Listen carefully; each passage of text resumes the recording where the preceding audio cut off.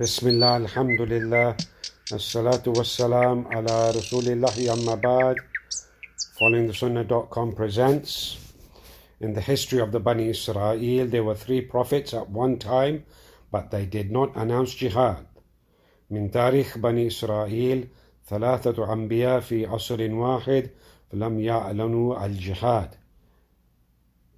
Shaykh Rabee bin Hadi al-Madkhali said, I have said this more than once, that the Romans occupied Palestine in the era of Bani Isra'eel. They lived at a time in history when Bani Isra'eel had 3 prophets living at one time, yet they did not announce jihad.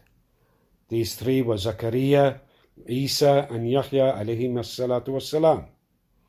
If your Lord had wanted, he would have indeed commanded one of these prophets to call against these enemies, and Allah would have drowned them, as he drowned the people of Nuh and as he destroyed Aad and Thamud. However, Allah trialed some people with others.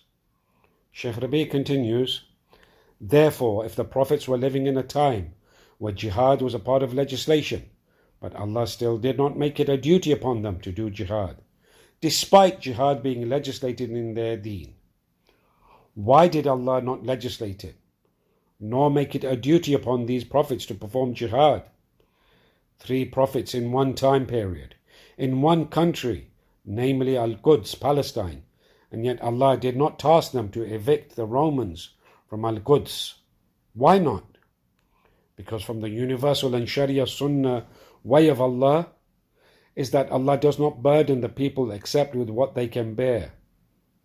So now these people who destroyed this building, do they have the strength? Do they have the strength to face America, Europe, and the countries of the East and the West? Do they have the strength for this? Taken from the lecture, إزالة اللباس أما اشتبه في أذان الناس. وصلى الله على نبينا محمد.